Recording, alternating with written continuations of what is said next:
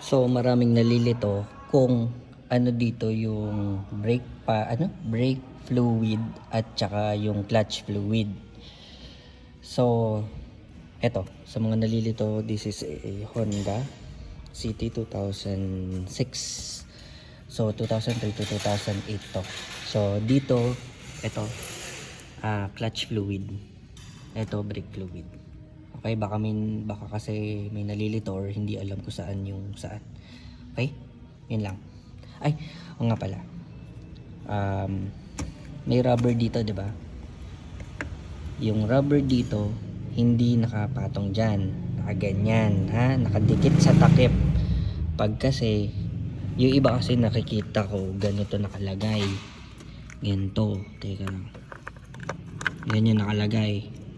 Ganyan, di ba? Tapos ito, ilalak ng ganyan.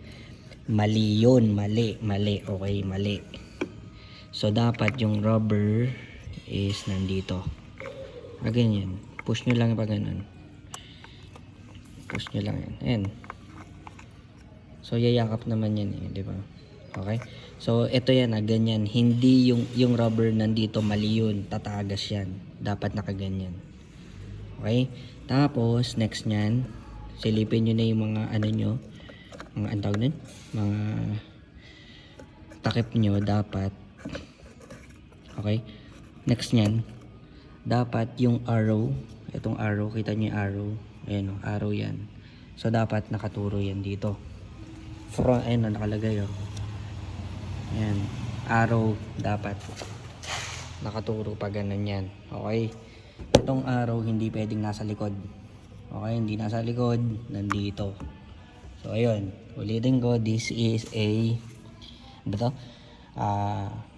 Clutch fluid, brake fluid. Ayan. Alright, thanks for watching and see you in my next video.